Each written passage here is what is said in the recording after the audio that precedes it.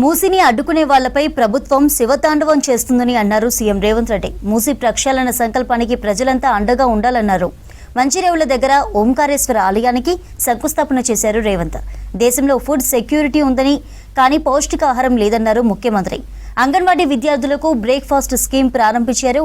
క్రీడా పాలసీతో సర్కార్ ముందుకు వెళ్తుందని చెప్పారు.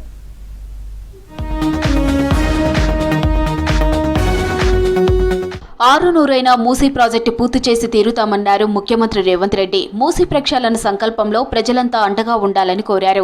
ఎవరైనా ప్రాజెక్టుకు అడ్డుపడితే ప్రభుత్వం శివతాండవం చేస్తుందని హెచ్చరించారు. మూసీ నది పునర్జీవంలో భాగంగా మంచిరేవుల దగ్గర ఓంకారేశ్వర ఆలయానికి సీఎం రేవంత్ శంకుస్థాపన చేశారు.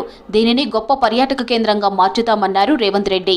ఈశ్వరుడి ఆశీర్వాదంతో ఈనాడు ఈ కార్యక్రమాన్ని మా ప్రభుత్వం చేపట్టింది. అన్ని అడ్డంకులను ఈశ్వరుడే తొలగిస్తాడని, ఎవరైనా దీని మీద దుష్ప్రచారం చేసినా, దీనికి పెడార్థాలు అంటగట్టినా ఈ రాష్ట్ర ప్రభుత్వం శివతాండవం చేస్తుంది. మూసీ అభివృద్ధిని కొందరు రాజకీయ దురుద్దేశంతో అడ్డుకోవాలని చూస్తున్నారని మండిపడ్డారు సీఎం. ఈ ప్రాంతం నుంచి ఒక అక్క అన్ని పదవులు అనుభవించిందని, ఆ అక్క కొడుకు మాత్రం నేషనల్ గ్రీన్ ట్రిబ్యునల్లో తప్పుడు కేసులు వేశాడని చెప్పారు.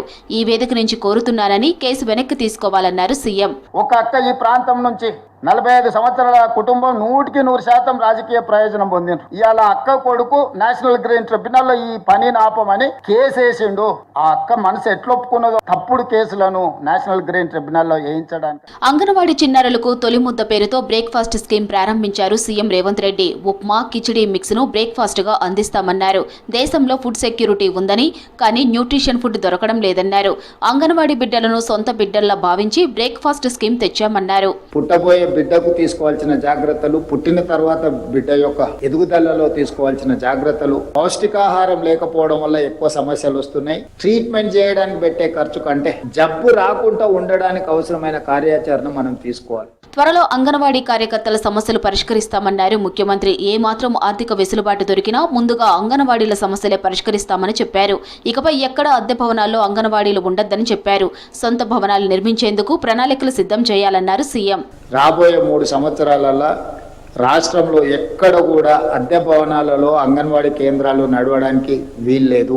ఎల్బీ స్టేడియంలో ఎమ్మెల్యేలు, ఎమ్మెల్సీల క్రీడలు, సాంస్కృతిక కార్యక్రమాన్ని ప్రారంభించారు CM Revanth Reddy. LB stadium రాజకీయ కార్యక్రమాలకు వేదిక అయిందని, ఇక ఈ స్టేడియాన్ని అంతర్జాతీయ క్రీడా మైదానంగా మార్చుతామన్నారు ముఖ్యమంత్రి.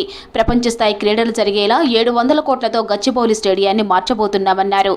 మత్తు వదలండి, మైదానాన్ని చేరండి అని తాము స్లోగన్స్ ఇస్తే ప్రతిపక్షాలు విమర్శిస్తున్నాయని మండిపడ్డారు. Try national football competitions, world competitions ని మనం ఇక్కడ వాటిని ఆర్గనైజ్ చేయడం జరిగింది. వివిధ రంగాలలో క్రీడల్ని ప్రోత్సహించుకుంటూ ముందుకు వెళ్తున్నాం. స్పోర్ట్స్ కల్చరల్ మీట్ 2026 పేరిట నిర్వహిస్తున్న పోటీలో సీఎం రేవంత్ రెడ్డి ఫుట్బాల్ ఆడి అలరించారు. లెమన్ అండ్ స్పూన్ పోటీలో మంత్రి కొండా సురేఖ బహుమతి గెలుచుకోగా, ఎమ్మెల్యేలు యశస్విని రెడ్డి, రాగమయ్యి 2, 3 స్థానాల్లో నిలిచారు.